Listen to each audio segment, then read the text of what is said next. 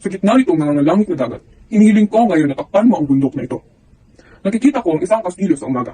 Ito ay may parehong bilog na balangkas at domes. 7 ang haligi ang susuporta sa tore na ito, at ang mga kanyon ay ilalagay sa loob para sa proteksyon ng kaharian. Susunod, maglagay ka ng 6 na baterya. Bawat isa ay may isang sundalo na handa para sa labanan. Ang malakas na putok ng kanyon ay lilikha ng impresyon ng isang kalaban inahahagi sa labanan. Kung pirmahin ang craftsmanship na mahirap sirain at unaawin na ang uri ay nagsisilbing batayan ng trabaho, gawan mo rin ako ng lansangan na pwede kong lakaran mula sa palasyo papunta sa moob. Ito'y dapat matuwid at dalisay. Ang dekorasyon ay dapat nakatangi-tangi sa magkabilang panig. Maraming tool para sa trabaho. Kabilang ay kalaykay, bareta, piko, pala, kutsara at maso. Kahit alam ni Doña Maria ay utos ng kanyang ama, ay hindi niya mawawasan na pangiti kaya niya sinabi kung may umanay. Sisiguraduhin kong mahimbing kang makakatulog.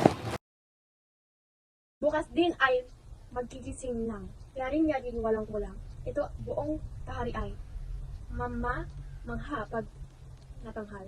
Naudyakan si Doña Maria na bumangon. Nakita ang nakakamanghang puta ng bundok sa dagat. Sa pagdating ng umaga at ang gintuang liwanag nito, masayang nagdiwang ang lahat sa planeta. Iyong mga iyak ang gumising sa harik na mahimbing na natutulog sa kanyang kwarto. Hiniling kay Don Juan na pakalmahin ang kamanghang-manghang kinalabasan na nasang trabaho. Sa tuwing titignan niya ang isa, masaya si Haring Salermo habang naglalakad ang dalawa ng ligtas at kontento. Kinukuha ng monarch ang lahat ng nakikita niya habang ang dalawa ay patuloy na kumukuha ng higit pa.